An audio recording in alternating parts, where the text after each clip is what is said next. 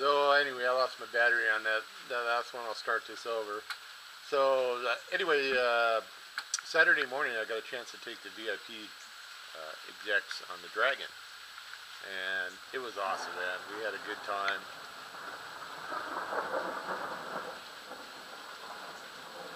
Major storm. Anyway, we had a good time. The guys really are great riders. I was really impressed with their skill level. Took some good video. I'll be able to post here pretty quick.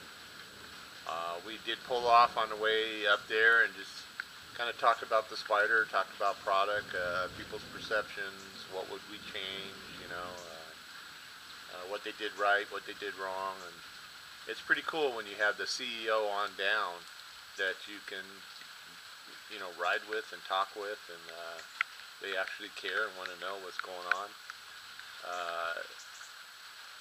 These guys, they're enthusiasts. They're not like what you see on Undercover Boss, where the CEO tries to do the job of the company that he works for or that he actually runs, and none of the people, they'd all fire him because they just suck at it. Well, these guys, they came up through the ranks, man, and they're riders and enthusiasts, and pretty impressed with that. But anyway, we had a great ride. We went to Deals Gap. I told them that the store is the end of it. We have to cross the line. We have to go on the Tennessee side to ride the Dragon, and they were all for that. So we went down and rode the Dragon, came back up, and really impressed. I tried to put distance between us just to see how fast these guys could ride, and they did great, man. They just hung right in there and really got to work out the VSS on the Spyder. But so anyway, we go back to the store and we hang out a little bit, and the clouds started rolling in, and it's starting to look ugly, and it's starting to look ugly right where we're going. Well, sure enough, I round up the guys and we take off, and it starts raining. And stupid me didn't put on my rain gear. Well, I put it on after I got soaked. And so it comes down, and it's coming down hard. It's pretty much like it was today, except this is even harder. But I pulled into a station hoping that they'd follow me. Well, most of the group kept going. Louis is the only one that followed me in because he needed gas anyway. So he says, well, I need to follow you. I have no idea where we're at. I said, no problem, bud. I got my GPS. We'll make it.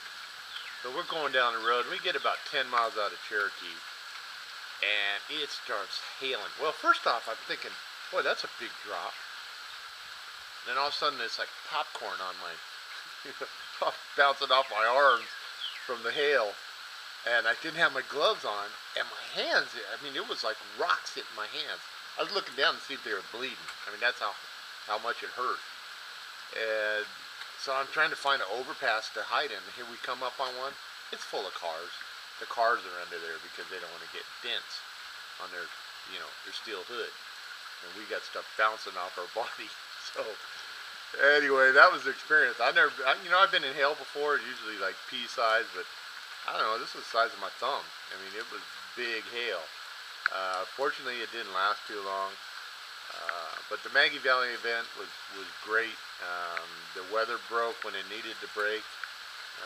We did have, a little bit of ugliness there for a short period, but I would say all in all, it's a big success, and had an awesome turnout. I guess it's the largest turnout they've had for an owners event. So just props to BRP for putting it on, and props to everybody that came out to it and made it special, and looking forward to finding out where it's going to be next year. I still vote for Maggie Valley, but I can understand people wanting to move it around. But anyway, just thought I'd do a little video as I'm home. I don't know how I made it.